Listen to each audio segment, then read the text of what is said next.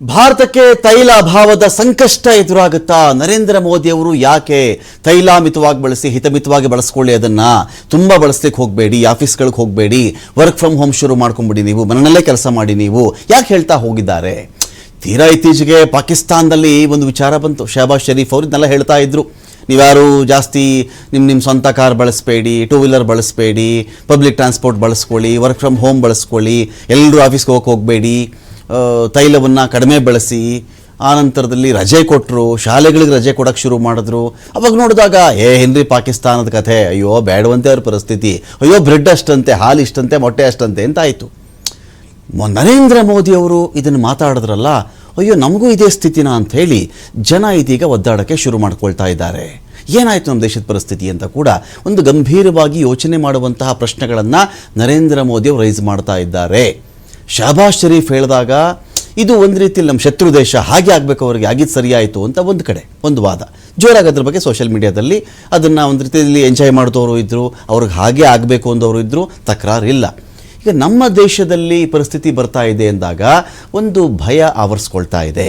ಹಾಗಾದರೆ ನರೇಂದ್ರ ಮೋದಿ ಅವರು ಭಯಪಡಿಸೋಕ್ಕೆ ಸಂದೇಶವನ್ನು ಅವರು ಕೊಟ್ಟಿದ್ದಾರಾ? ದೇಶದ ಆರ್ಥಿಕ ಪರಿಸ್ಥಿತಿ ಏನಾಗಿದೆ, ಎಲ್ಲಿಗೆ ಬಂದು ನಿಂತಿದೆ, ಇದು ನಾವು ನಿಜವಾಗಿಯೂ ಎಂಥ ಸನ್ನಿವೇಶದಲ್ಲಿದ್ದೀವಿ, ಇದ್ರ ಬಗ್ಗೆ ಯೋಚನೆ ಮಾಡಬೇಕಾದಂಥ ಪರಿಸ್ಥಿತಿ ಬಂದಿದೆಯಾ ಇದೀಗ? ಪೆಟ್ರೋಲ್ ಡೀಸೆಲ್ ಮಿತವಾಗಿ ಬಳಸಿ ಅಂತ ಕರೆ ಕೊಟ್ಟಿರೋದು ನರೇಂದ್ರ ಮೋದಿ ಅವರು. ಚಿನ್ನಾಭರಣ 1 ವರ್ಷ ಖರೀದಿ ಮಾಡಬಾರದು ಸಲಹೆ ಕೊಟ್ಟಿದ್ದಾರೆ.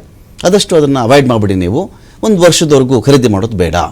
ಎಲೆಕ್ಟ್ರಿಕ್ ವಾಹನ ಜಾಸ್ತಿ ಬಳಸ್ಕೊಳ್ಳಿ, ನೀವು ಎಲೆಕ್ಟ್ರಿಕ್ ವಾಹನ ಬಳಸ್ಕೊಳ್ಳಿ, ಈ ಪೆಟ್ರೋಲಿಂದನೋ ಡೀಸೆಲಿಂದನೋ ಓಡ್ತಕ್ಕಂಥ ವಾಹನಗಳ ಬಳಕೆಯನ್ನು ಕಡಿಮೆ ಮಾಡಿ ನೀವು ಅಂಥೇಳಿ ದೇಶದ ಜನರಿಗೆ ಪ್ರಧಾನಿ ನರೇಂದ್ರ ಮೋದಿ ಅವರು ಈ ಸಂದೇಶವನ್ನು ಕೊಟ್ಟಿದ್ದಾರೆ. ತ್ಯಾಗಕ್ಕೆ ಸಿದ್ಧರಾಗಿ ಅಂಥೇಳಿ ದೇಶದ ಜನರಿಗೆ ಮೆಸೇಜ್ ಕೊಟ್ಟಿದ್ದಾರೆ ಮೋದಿ ಅವರು. ಅಡುಗೆ ಎಣ್ಣೆ ಬಳಸೋದು ಕಡಿಮೆ ಮಾಡಿಬಿಡಿ, ನೀವು ದೇಹಕ್ಕೂ ಒಳ್ಳೆಯದದು, ನಿಮಗೆ ಈ ಅಡುಗೆ ಎಣ್ಣೆ ಇದೆಯಲ್ಲ ಇದನ್ನು ಬಳಸ್ಕೋಬೇಡಿ, ಸ್ವಲ್ಪ ಒಳ್ಳೆಯದದು ದೇಹಕ್ಕೆ ಅಂತ ಮೋದಿಯವರು ಹೇಳ್ತಾ ಇರೋದು. ಅಡುಗೆ ಎಣ್ಣೆನೂ ನಾವು ಬೇರೆ ದೇಶಗಳಿಂದ ತೊಗೊಂಬರಬೇಕು, ನಮ್ಗೆ ಕಷ್ಟ ಆಗುತ್ತೆ, ಡಾಲರ್ ಕೊಟ್ಟು ಖರೀದಿ ಮಾಡಬೇಕು, ಆಗ ನಮ್ಮ ಮೀಸಲು ಎಲ್ಲವೂ ಕೂಡ ಕರಗಿ ಹೋಗಿಬಿಡುತ್ತೆ. ನಾವು ಇಟ್ಕೊಂಡಿರ್ತೀವಲ್ವ ಹಣ, ಅದು ಡಾಲರ್ಗೆ ಕನ್ವರ್ಟ್ ಮಾಡಿಕೊಂಡು ಡಾಲರ್ಗಳೆಲ್ಲ ನಮ್ಮದು ಎಲ್ಲ ಕಡಿಮೆ ಆಗಿಬಿಡ್ತಾವೆ ಅವಾಗ. ಸೊ ಅಡುಗೆ ಎಣ್ಣೆ ನೀವು ಕಡಿಮೆ ಮಾಡಿ, ಪೆಟ್ರೋಲ್ ಕಡಿಮೆ ಮಾಡಿ, ಡೀಸೆಲ್ ಕಡಿಮೆ ಮಾಡಿ, ಕೆಲಸಕ್ಕೆ ಆಫೀಸ್ಗೆ ಹೋಗಬೇಡಿ, ವರ್ಕ್ ಫ್ರಮ್ ಹೋಮಿಂದ ನೀವು ಕೆಲಸ ಮಾಡ್ಕೊಂಡು ಹೋಗಿ, ಇದು ಬಳಸ್ಕೋಬೇಡಿ. ಚಿನ್ನ ಖರೀದಿ ಮಾಡಬೇಡಿ, ನೀವು ಕೃಷಿ ಜಮೀನಿನಲ್ಲಿ ಜಾಸ್ತಿ ರಸಗೊಬ್ಬರ ಬಳಸಬೇಡಿ. ನೀವು ರಸಗೊಬ್ಬರವನ್ನು ನಾವು ಆಮದು ಮಾಡ್ಕೊಳ್ತಾ ಇದ್ದೀವಿ, ರಷ್ಯಾದಿಂದ ಆಮದು ಮಾಡ್ಕೊಳ್ತೀವಿ, ಇರಾನ್ ಕಡೆಯಿಂದ ಬರುತ್ತೆ, ಒಂದಷ್ಟು ಕೆಮಿಕಲ್ಸ್ ಕೂಡ ಅಲ್ಲಿಂದ ಬರುತ್ತೆ, ಇದು ನೀವು ಕಡಿಮೆ ಮಾಡಿಬಿಡಿ ರಸಗೊಬ್ಬರ ಬಳಸೋದು ನೀವು ಅಂತ ಬಂದಾಗ ಶ್ರೀಲಂಕಾ ಪೂರ್ತಿ ಸಾವಯವ ಕೃಷಿ ಅಂತ ಹೋಯಿತು.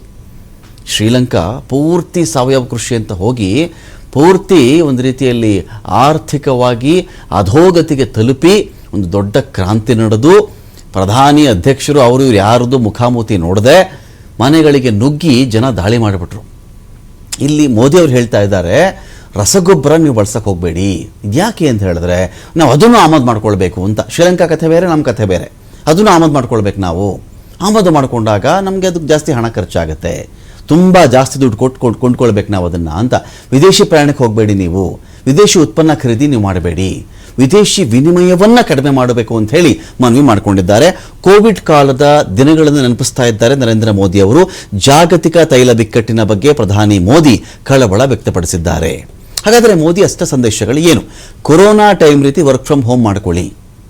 ಶಾಲೆಗಳಿಗೆ ಜಾರಿಯಾದರೂ ಆಶ್ಚರ್ಯ ಇಲ್ಲ, ಅದು ಶಾಲೆಗಳಿಗೆ ಇದು ಅಪ್ಲೈ ಆದರೂ ಆಶ್ಚರ್ಯ ಇಲ್ಲ. ಶಾಲೆಗಳಿಗೂ ಸ್ಕೂಲ್ ಬಸ್ ಬರಬೇಕು, ಮಕ್ಕಳನ್ನು ತಗೊಂಡು ಹೋಗಬೇಕು, ಅಲ್ಲಿ ಓದಿಸ್ಬೇಕು, ಟೀಚರ್ಗಳು ಯಾವ್ದು ಬೇರೆ ಬೇರೆ ಕಡೆಯಿಂದ ಅವರು ಬರಬೇಕಾಗತ್ತೆ. ಇತ್ತಲ್ಲ ಆನ್ಲೈನ್ ಕ್ಲಾಸ್ ಅದಾಗ್ಬಿಡುತ್ತಾ ಗೊತ್ತಿಲ್ಲ. ಆನ್ಲೈನ್ ವರ್ಚುವಲ್ ಆಗಿ ಸಭೆಗಳನ್ನು ಮಾಡ್ಕೊಳ್ಳಿ. ಎಲ್ಲರೂ ಎಲ್ಲೋ ಹೋಗೋದು, ಟ್ರಾವೆಲ್ ಮಾಡೋದು, ಆಫೀಸಿಗೆ ಬಂದೇ ಎಲ್ಲರೂ ಮೀಟಿಂಗ್ ಮಾಡಬೇಕು, ಆ ಥರದ್ದು ಮಾಡ್ಕೊಳ್ಳೋಕೆ ಹೋಗಬೇಡಿ. ಇದೆಯಲ್ಲ ನಿಮಗೆ ಆನ್ಲೈನಲ್ಲಿ ಸಭೆ ಮಾಡಲಿಕ್ಕೆ ಅವಕಾಶ, ಅದನ್ನು ಮಾಡ್ಕೊಳ್ಳಿ. ಸ್ವಂತ ವಾಹನ ಬಿಟ್ಟುಬಿಡಿ, ಪ್ರತಿಯೊಬ್ಬೊಬ್ಬರು ಒಂದೊಂದು ಕಾರ್ ತರೋದು, ಟೂ ವೀಲರ್ ತರೋದು ಬಿಟ್ಟುಬಿಡಿ. ಬಸ್, ಮೆಟ್ರೋ, ರೈಲು ಇವುಗಳನ್ನು ಬಳಸಿ. ಅನಗತ್ಯ ವಿದೇಶಿ ಪ್ರವಾಸ ಬೇಡ. ರಜೆ, ವಿದೇಶಿ ಮದುವೆ ಬಿಟ್ಟುಬಿಡಿ.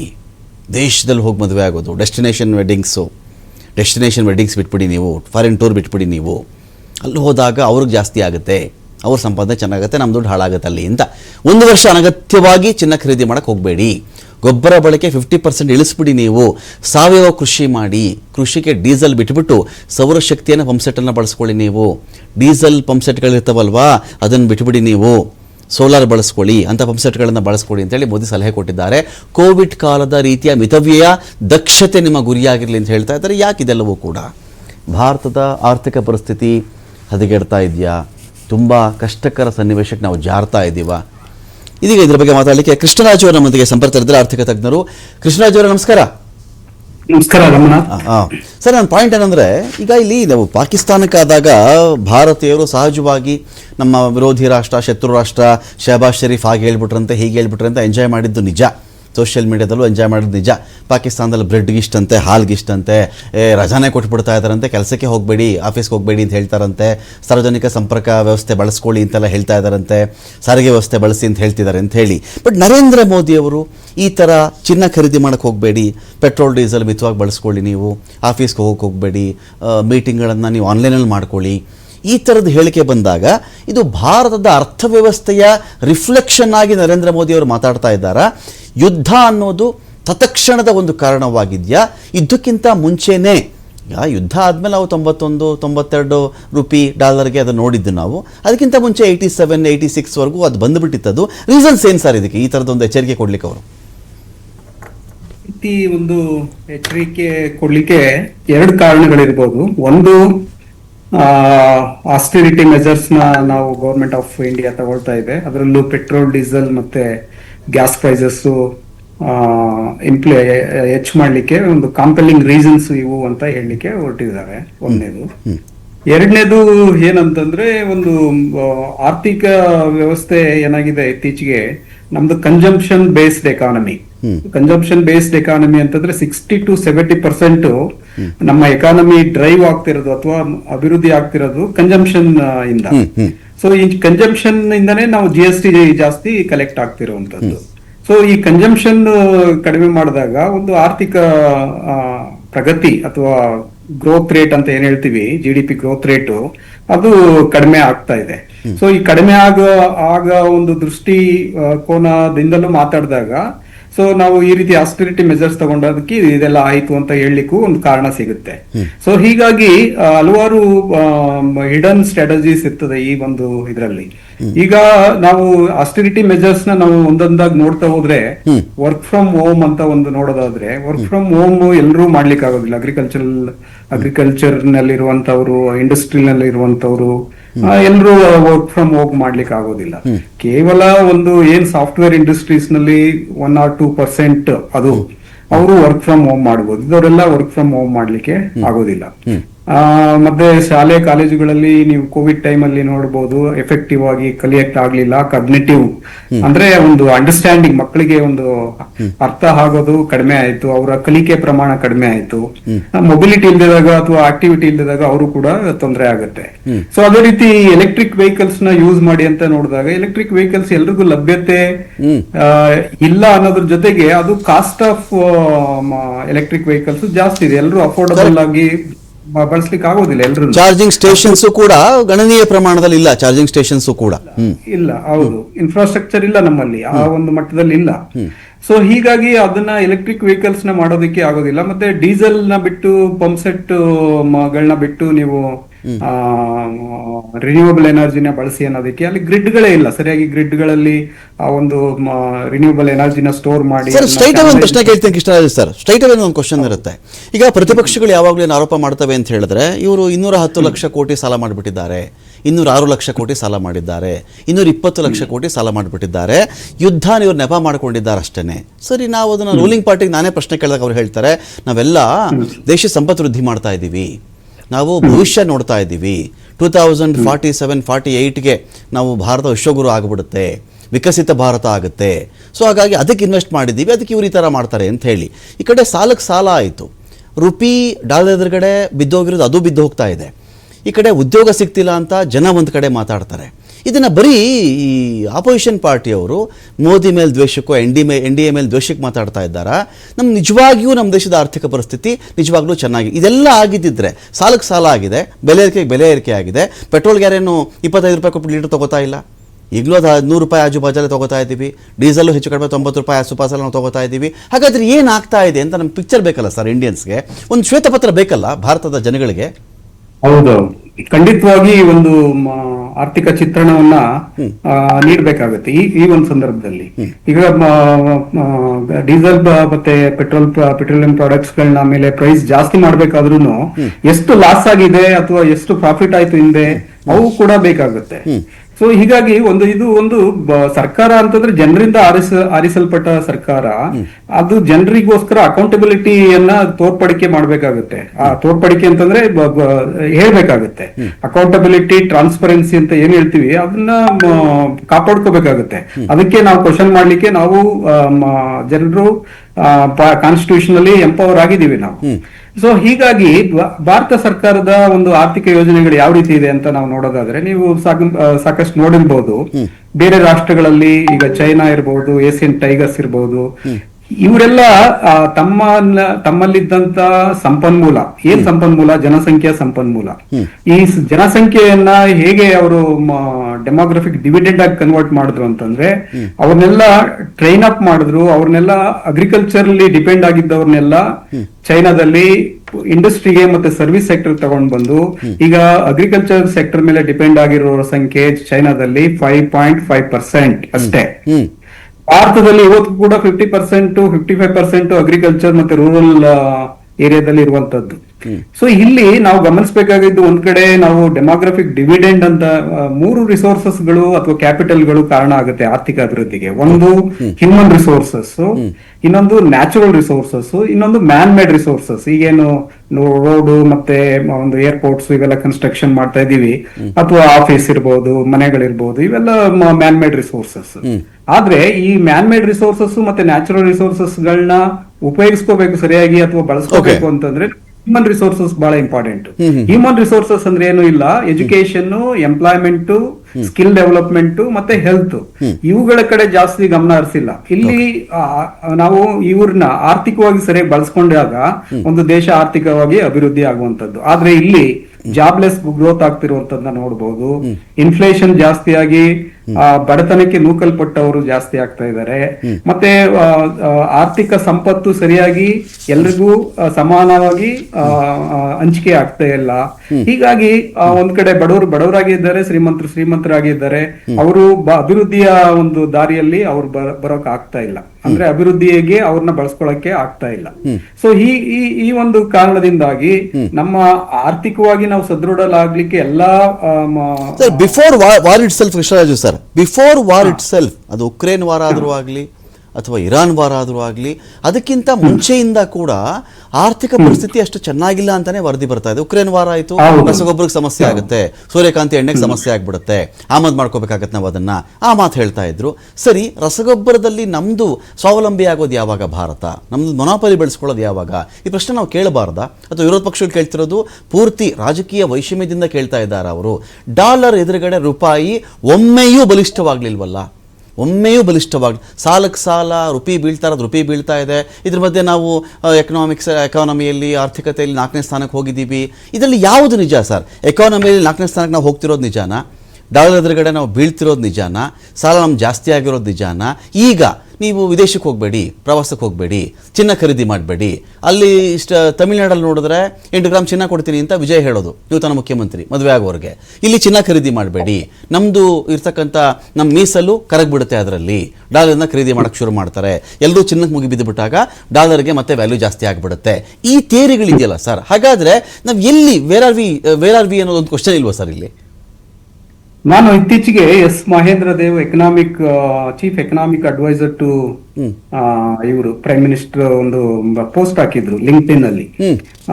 ಎಕಾನಮಿ ಬಹಳ ಸದೃಢವಾಗಿದೆ ನಮ್ಮ ದೇಶದ ಎಕಾನಮಿ ಅಂತ ಹಾಕಿದ್ರು. ಅದಕ್ಕೆ ನಾನು ಏನ್ ಹೇಳ್ದೆ, ಲಾಂಗ್ ಟರ್ಮ್ ಎನರ್ಜಿ ಸೆಕ್ಯೂರಿಟಿ ದೃಷ್ಟಿಯಿಂದ ಒಂದು ಆರ್ಥಿಕತೆಯನ್ನ ಭದ್ರತೆಗೊಳಿಸಬೇಕೇ ಹೊರತು ನಾವು ಈಗ ಸುಭದ್ರತೆ ಇದೆ ಅಂತ ನಾವು ಕೈ ಕಟ್ಟಿ ಅಥವಾ ಮೈ ಮರೆತು ಇರಬಾರ್ದು.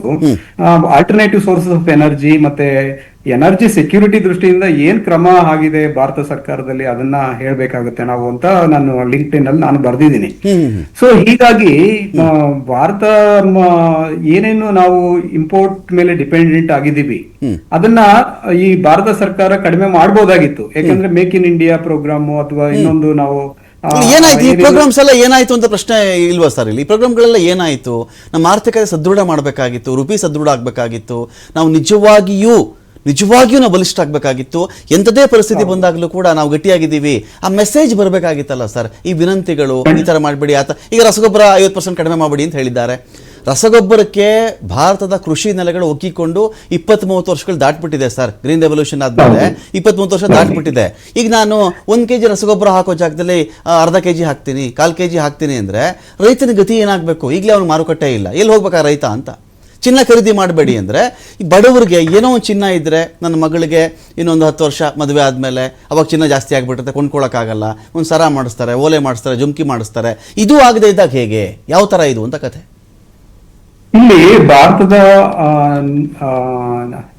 ಆರ್ಥಿಕ ನೀತಿಗಳು ಸ್ಪಷ್ಟತೆ ಇಲ್ಲ. ಈಗ ಆಯ್ತು, ಚಿನ್ನ ಖರೀದಿ ಮಾಡಬೇಡಿ ಅಂತ ಹೇಳೋದ್ಕಿಂತ ನೀವು ಏನು ಇನ್ಸ್ಟ್ರೂಮೆಂಟ್ಸ್ ಫಾಲೋ ಮಾಡ್ತಾ ಇದ್ದೀರಾ, ಅಥವಾ ನಿಮ್ಮ ಒಂದು ಫಿಸಿಕಲ್ ಪಾಲಿಸಿ ಏನು? ಸೇ ಫಾರ್ ಎಕ್ಸಾಂಪಲ್, ನೀವು ಈಗ 3% GST ಇದೆ ಚಿನ್ನದ ಮೇಲೆ.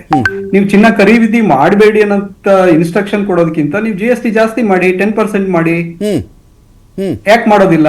ಆಯ್ತು, ರಸಗೊಬ್ಬರ ಬಳಸಬೇಡಿ ಅಂತ ಹೇಳ್ತೀರಾ, ಆಲ್ಟರ್ನೇಟಿವ್ ಏನ್ ಕೊಡ್ತಿದೀವಿ ಅಂತ ಹೇಳ್ಬೇಕಲ್ಲ ನೀವು. ರಸಗೊಬ್ಬರ ಬಳಸಬೇಡಿ ಅನ್ನೋದು ಕ್ರೈಮ್ ಆಗುತ್ತೆ. ಯಾಕಂತಂದ್ರೆ ನೀವು ಆಲ್ಟರ್ನೇಟಿವ್ ಯಾವ್ದು ಕೊಟ್ಟಿಲ್ಲ. ಶ್ರೀಲಂಕಾ ಸಾವಯವ ಕೃಷಿ ಮಾಡಕ್ ಹೋಗಿ ಇಡೀ ದೇಶ ಭಿಕಾರಿ ಎದೋಯ್ತು ಸರ್. ಶ್ರೀಲಂಕಾ ದೇಶಕ್ಕೆ ಏಕಾಏಕಿ ಸಾವಯವ ಕೃಷಿ ಅಂತ ಮಾಡಕ್ ಹೋಗ್ಬಿಟ್ಟು ರಸಗೊಬ್ಬರ ಬಳಸೋದೇ ಇಲ್ಲ ಅಂತ ಹೋಗಿ ಉತ್ಪನ್ನ ಡ್ರಾಪ್ ಆಯಿತು. ಬರೀ ಒಂದು ವಿದೇಶಿ ಪ್ರವಾಸಿಗರ ಮೇಲೆ ಅವಲಂಬಿತವಾಗಿದ್ದಂತ ದೇಶ, ಕೃಷಿ ಚೆನ್ನಾಗೇ ಇತ್ತು, ಹಾಳು ಮಾಡ್ಕೊಂಡು ದಂಗೆ ಎದ್ಬಿಟ್ರಲ್ಲ ಸರ್ ಜನ. ಇವತ್ತು ಪೆಸ್ಟಿಸೈಡ್ ಇಲ್ಲ ಅಂದ್ರೆ ಯಾವ ಬೆಳೆಗಳನ್ನು ಬೆಳೆಯೋದಿಲ್ಲ, ಕೆಮಿಕಲ್ ಫರ್ಟಿಲೈಸರ್ಸ್ ಇಲ್ಲ ಅಂದ್ರೆ ಯಾವ ಬೆಳೆಗಳನ್ನು ಬೆಳೆಯಕ್ ಆಗೋದಿಲ್ಲ. ಆ ಪರಿಸ್ಥಿತಿನಲ್ಲಿ ಇವತ್ತು ನಾವು ಆ ಒಂದು ಲ್ಯಾಂಡ್ ಅನ್ನ ಡಿಗ್ರೇಡ್ ಮಾಡಿದೀವಿ. ಸೊ ಹೀಗಿದ್ದ ಪರಿಸ್ಥಿತಿಯಲ್ಲಿ ನೀವು ಅದನ್ನ ರಿವೈವ್ ಮಾಡ್ಬೇಕು ಅಂತಂದ್ರೆ ಸಾಕಷ್ಟು ಆರ್ಥಿಕ ಪಾಲಿಸಿ, ಎಕನಾಮಿಕ್ ಪಾಲಿಸಿ ಇನ್ಸೆಂಟಿವ್ಸ್ ಅವುಗಳನ್ನೆಲ್ಲ ಕೊಡ್ಬೇಕಾಗುತ್ತೆ. ಸೊ ಅವುಗಳನ್ನ ಮಾಡದೆ ನೀವು ಕೇವಲ ಮಾತಿಗೆ ನೀವು ಅದನ್ನ ಬಳಸಬೇಡಿ ಅಂತಂದಾಗ ಬಳಸಲಿಕ್ಕೆ ಜನರಿಗೆ ಮಾರ್ಗಗಳು, ಅನ್ಯ ಮಾರ್ಗಗಳಿಲ್ಲ. ಈಗ ಫಾರ್ ಎಕ್ಸಾಂಪಲ್ ಪಬ್ಲಿಕ್ ಟ್ರಾನ್ಸ್ಪೋರ್ಟ್ ಬಳಸಿ ಅಂತ ಹೇಳ್ತಿದ್ದೀರಾ, ಎಲ್ಲ ಕಡೆ ಲಾಸ್ಟ್ ಮೈಲ್ ಕನೆಕ್ಟಿವಿಟಿ ಇದೆಯಾ? ಇಲ್ಲ. ಪಬ್ಲಿಕ್ ಟ್ರಾನ್ಸ್ಪೋರ್ಟ್ ಅಲ್ಲಿ ವ್ಯವಸ್ಥೆಗಳು ಸರಿ ಇಲ್ಲ, ಅಫೋರ್ಡಬಿಲಿಟಿ ಇಲ್ಲ, ಅಕ್ಸೆಸಿಬಿಲಿಟಿ ಇಲ್ಲ. ಮತ್ತೆ ಹೇಗ್ ಬಳಸುವಂತದ್ದು ಅದನ್ನ? ಅದೇ ರೀತಿ ನೀವು ವಿದೇಶಕ್ಕೆ ಪ್ರಯಾಣ ಮಾಡಬೇಡಿ ಅಂತ ಹೇಳ್ತೀರಾ, ಒಳ್ಳೇದು. ನೀವು ಟೂರಿಸಂ, ಇಂಟರ್ನಲ್ ಟೂರಿಸಂ ಡೆವಲಪ್ ಮಾಡಿ. ಎಲ್ಲ ಟೂರಿಸಂ ಡೆಸ್ಟಿನೇಷನ್ಸ್ ಯಾಕೆ ಡೆವಲಪ್ ಮಾಡಿಲ್ಲ? ಇವೆಲ್ಲ ಪ್ರಶ್ನೆಗಳು ಎದ್ದೇಳ್ತವೆ. ಸೊ ಹಾಗಾಗಿ ನಾವು ಆರ್ಥಿಕ ಅಭಿವೃದ್ಧಿಯನ್ನ ಮಾಡ್ಬೇಕಾದಾಗ ಈ ದೃಷ್ಟಿಕೋನಗಳನ್ನೆಲ್ಲ ಇಟ್ಕೋಬೇಕು. ಮುಂದೆ ಚಾಲೆಂಜಸ್ ಈ ರೀತಿ ಬರ್ತದೆ. ನಾವು ಅದನ್ನೇ ನಾನು ಹಿಂದೆ ಒಂದು ವಿಕಸಿತ ಭಾರತವನ್ನ ನಾವು ಯಾಕೆ ಮಾಡಕ್ಕಾಗಲ್ಲ ಅಂತ ಒಂದು ಆರ್ಟಿಕಲ್ ಬರೆದಾಗ, ಯಾಕೆ ಮಾಡಕ್ಕಾಗಲ್ಲ ಅಂತಂದ್ರೆ ನಾವು ಇಂಪೋರ್ಟ್ ಡಿಪೆಂಡೆಂಟ್ ಜಾಸ್ತಿ ಇದೀವಿ. ಅದೇ ರೀತಿ ನೀವು ಅಮೆರಿಕ ನೋಡಿ, ಚೈನಾ ನೋಡಿ, ಜಪಾನ್ ನೋಡಿ, ಜರ್ಮನಿ ನೋಡಿ, ಈ ರಾಷ್ಟ್ರಗಳು ಸಣ್ಣ ರಾಷ್ಟ್ರಗಳಿದ್ದು, ಈವನ್ ಸೌತ್ ಕೊರಿಯಾ ಸಣ್ಣ ರಾಷ್ಟ್ರಗಳಿದ್ರು ಕೂಡ ಅವರು ಎಲ್ಲ ರಾಷ್ಟ್ರಗಳಿಗೂ ತಮ್ಮ ಇಂಡಸ್ಟ್ರಿಯಲ್ ಪ್ರಾಡಕ್ಟ್ಸ್ ಅನ್ನ ಮಾರಾಟ ಮಾಡಿ ಆದಾಯ ಗಳಿಸ್ತಾ ಇದ್ದಾರೆ. ಅಂದ್ರೆ LG ಸ್ಯಾಮ್ಸಂಗ್ ಸಾಕಲ್ಲ ಸರ್ ಸೌತ್ ಕೊರಿಯಾದವ್ರಿಗೆ, LG ಸ್ಯಾಮ್ಸಂಗ್ ಸಾಕ ಅವ್ರಿಗೆ, ದೇಶ ಜೀವನ ಮಾಡ್ತಾ ಇದೆ. ಎರಡೆರಡು ಒಳ್ಳೊಳ್ಳೆ ಪ್ರಾಡಕ್ಟ್ಗಳು ಅವ್ರದ್ದು. ಕರೆಕ್ಟ್. ಹೋಂಡಾ ಇರ್ಬೋದು, LG ಇರ್ಬೋದು, ಸ್ಯಾಮ್ಸಂಗ್ ಇರ್ಬೋದು, ಈ ಒಂದು ಪದಾರ್ಥಗಳನ್ನ, ಈ ಒಂದು ಇಂಡಸ್ಟ್ರಿಯಲ್ ಪ್ರಾಡಕ್ಟ್ಸ್ ಅನ್ನ ಇಡೀ ವಿಶ್ವಕ್ಕೆ ಮಾರಾಟ ಮಾಡ್ತಾ ಇದ್ದಾರೆ. ನಮ್ದು ಒಂದು ಟಿವಿ ತೋರಿಸಿ, ಒಂದು ಬೈಕ್ ತೋರಿಸಿ, ನಮ್ಮ ಇದು ಒಂದು ಕಾರು ತೋರಿಸಿ ಇಡೀ ವಿಶ್ವದಲ್ಲಿ ಮಾರಾಟ ಆಗ್ತಿರುವಂತದ್ನ. ಸೊ ಹೀಗಿದ್ದಾಗ ನಮ್ಮ ಪ್ರಾಡಕ್ಟ್ಸ್ ಗಳಿಗೆ ಎಲ್ಲೂ ಬೇಡಿಕೆ ಇಲ್ಲ. ಅಗ್ರಿಕಲ್ಚರ್ ಕಮಾಡಿಟೀಸ್ ನ ಇವತ್ತು ಕೂಡ ನಾವು ಜಾಸ್ತಿ ಎಕ್ಸ್ಪೋರ್ಟ್ ಮಾಡ್ತಾ ಇದೀವಿ. ಅದ್ರ ವ್ಯಾಲ್ಯೂ ದಿನೇ ದಿನೇ ಕಡಿಮೆ ಆಗ್ತಾ ಇದೆ, ಮತ್ತೆ ರಿಜೆಕ್ಷನ್ ರೇಟು ಕೂಡ ಜಾಸ್ತಿ ಆಗ್ತಿದೆ. ಯಾಕಂದ್ರೆ ಸ್ಟ್ಯಾಂಡರ್ಡೈಸೇಷನ್ ಜಾಸ್ತಿ ಆಗ್ತದೆ. ಫಾರ್ ಎಕ್ಸಾಂಪಲ್ ಮಿಲ್ಕ್ ನಾವು ಇಡೀ ವಿಶ್ವದಲ್ಲೇ ಅತ್ಯಂತ ಮಿಲ್ಕ್ ಪ್ರೊಡ್ಯೂಸಿಂಗ್. ಇದ್ರ ಮತ್ತೆ ಈ ಒಪ್ಪಂದವನ್ನು ಮರಿಬಾರ್ದು ಸರ್. ಕೃಷಿನ ಎಷ್ಟು ಮಟ್ಟಕ್ಕೆ ಸೇರಿಸಿದ್ದಾರೆ ಈ ಒಪ್ಪಂದಗಳಾಯ್ತಲ್ಲ, ಅಕಸ್ಮಾತ್ ಆ ಪ್ರಾಡಕ್ಟ್ ಇಲ್ಲಿ ಬರಕ್ ಶುರು ಮಾಡ್ಬಿಟ್ರೆ ಈ ಕಡೆ ನಮ್ಮ ರೈತರದ ಇಳುವರಿನೂ ಇರಲ್ಲ, ಆ ಕಡೆಯಿಂದ ಪದಾರ್ಥಗಳಲ್ಲಿ ಬರಕ್ಕೆ ಡಂಪ್ ಆಗಿ ಶುರು ಆಗ್ಬಿಟ್ರೆ, ಅಪ್ಪಿ ಶುರು ಆಗ್ಬಿಟ್ರೆ ಈಗ ರೈತರ ಕತೆ ಮುಗಿದು ಹೋದಾಗೆ. ಆಗ ಲ್ಯಾಂಡ್ ಕೊಂಡ್ಕೊಳ್ಳಕ್ಕೆ ಯಾರೋ ಶ್ರೀಮಂತ ರೆಡಿ ಇರ್ತಾನ, ಅವಾಗ ರೈತ ಆದಾಯ ಇಲ್ಲ ಅಂದ್ರೆ ಭೂಮಿ ಮಾರಕ್ಕೆ ರೆಡಿ ಆಗ್ಬಿಡ್ತಾನಲ್ಲ. ಈ ಪರಿಸ್ಥಿತಿ ಬಂದ್ಬಿಡುತ್ತಾ ಅಂತ. ಈಗ ಏನಾಗ್ತಾ ಇದೆ ಭಾರತದಲ್ಲಿ ಇನ್ನೊಂದು ಪರಿಸ್ಥಿತಿ ಅಂತಂದ್ರೆ, ಈಗ ರೈತರು ತಮ್ಮ ಜಮೀನುಗಳನ್ನ ಕಳ್ಕೊಳ್ತಾ ಇದ್ದಾರೆ. ಸಣ್ಣ ಸಣ್ಣ ರೈತರುಗಳೆಲ್ಲ ಇಳುವರಿ ಕಡಿಮೆ ಆಗಿರೋದು ಜೊತೆಗೆ ಚಾಲೆಂಜಸ್ ಜಾಸ್ತಿ ಇದೆ ಅಗ್ರಿಕಲ್ಚರ್ ಮಾಡ್ಲಿಕ್ಕೆ.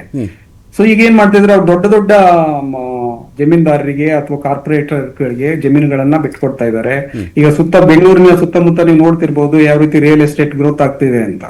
ಸೊ ಹೀಗಾಗಿ ಒಂದು ಅಗ್ರಿಕಲ್ಚರ್ ಏನಾಗ್ತಾ ಇದೆ, ದಿನೇ ದಿನೇ ಕಡಿಮೆ ಆಗ್ತಿರುವಂತದ್ದು ಕೃಷಿ ಭೂಮಿ.